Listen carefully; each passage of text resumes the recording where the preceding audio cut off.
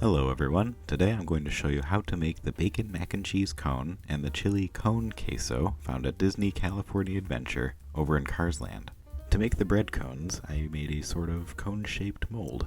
And as a base to help me get started with the mold, I used a sugar cone. Using a large piece of aluminum foil, I folded it in half to help give it some extra strength, and then I placed the sugar cone along one of the edges of the aluminum foil rectangle and rolled the aluminum foil around the sugar cone. Hello.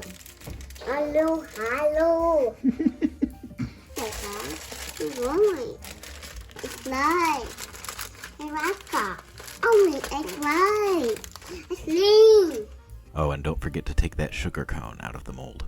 After it was all rolled up, I took the excess edges and folded them to the bottom to help give the aluminum foil cone a good way to stand.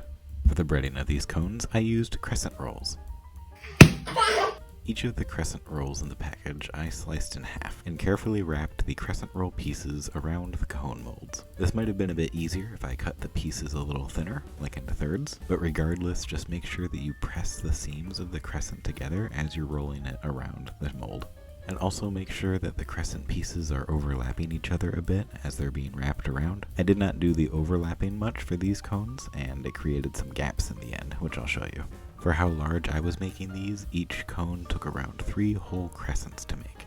And by the way, don't forget to grease the aluminum foil molds with a cooking spray beforehand. Once all your cones are ready, make sure that they can stand up on their own and move the rack in your oven down a bit because these cones have some good height. I baked these at 350 degrees Fahrenheit for about 10 to 12 minutes until everything was golden brown and cooked through.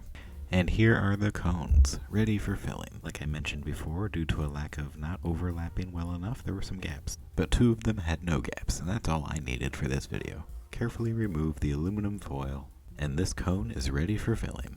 Now it's time to make the fillings for the cones. First up, mac and cheese. Shred some cheese? Cheese. Shred the cheese. Cheese. For this recipe, I used 2 cups of freshly grated mozzarella cheese and about 1 cup of cheddar cheese. Ready? Okay. You could swap in most any other cheese you prefer here. As long as you use mostly softer cheeses and it totals up to about 3 cups, you'll be good to go. Cheese.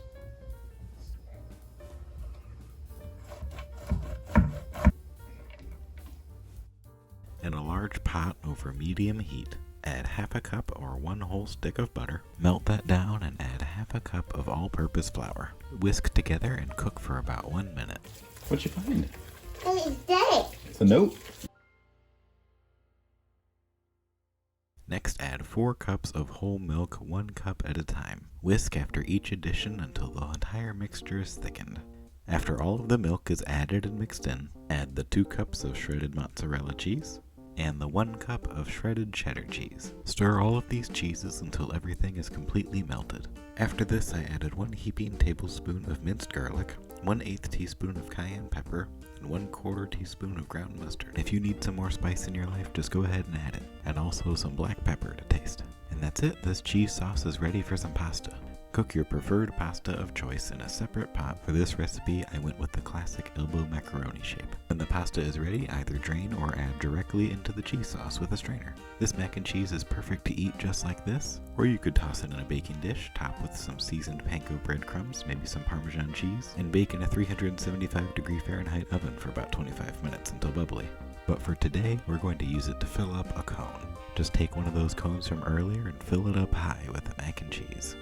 Top it off with some chopped roasted bacon, maybe some chives or garlic scapes. Shout out to Mike for these garlic scapes, these things were awesome on this. And then for the chili cone queso version, I used my typical go-to recipe. I've done this one before in a previous video. I'll leave a link to that video in the description, or there might be a banner that pops up with the link. Once you have your chili, fill your cone up high with it, and give it the works. Cheese, sour cream, avocado, maybe top with a few corn chips. And there you have it, an at-home recreation of the cones that you can find over in Cars Land. The fillings for each of these are already great, so shoving them into some bread cones just makes it a whole lot more fun.